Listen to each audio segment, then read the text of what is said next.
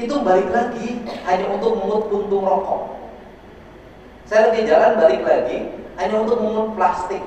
Saya lagi jalan balik lagi ketika ada orang kakek-kakek mikul rumput keluar dari gang. Itu saya bisa udah lama tuh balik lagi.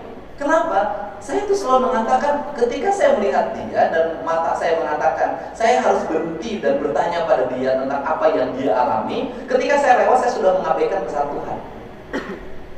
Besok Tuhan nggak mau kasih pesan.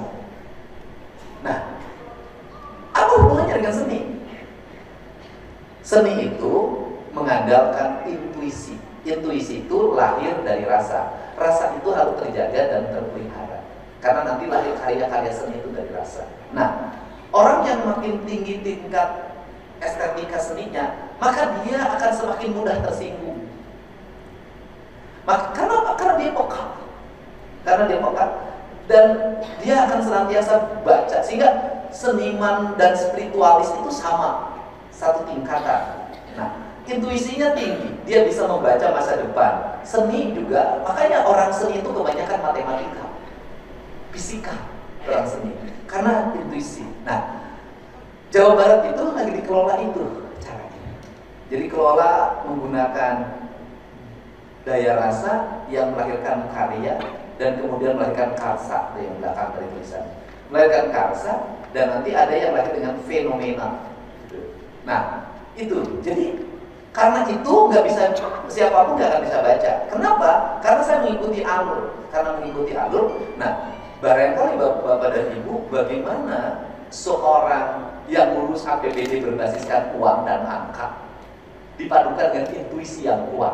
Itu diperlukan apa? Diperlukan para kepala dinas, kepala bidang, kepala bagian yang memahami pemimpinnya dengan kekuatan rasanya dan dia mampu berserah pada pemimpinnya. Tidak bantah. Itu. Kenapa?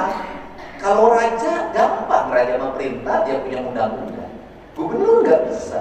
Dia perintah berdasarkan intuisinya harus selaras dengan undang-undangnya. Makanya bagaimana menerjemahkan sebuah relik yang itu karya seni berubah menjadi RAPBD.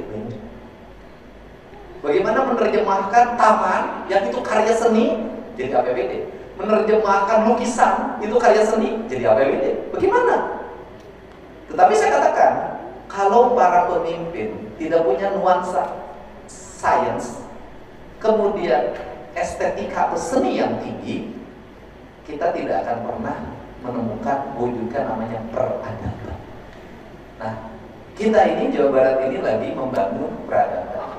Karena membangun peradaban, logikanya terbalik. Bagaimana logikanya terbalik? Pengen ada pariwisata di Jawa Barat, tapi studi tour ditutup. Kan logikanya terbalik.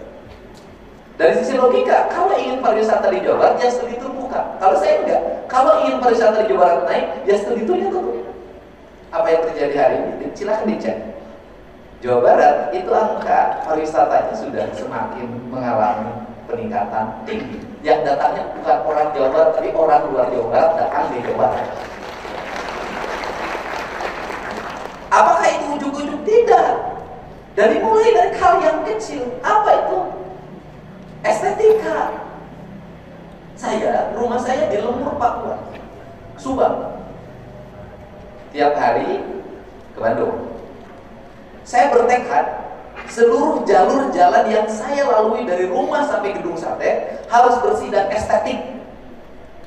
Ibu silahkan jalan-jalan hari ini dari Gedung Sate ke rumah saya. Temukan sampah di pinggir jalan.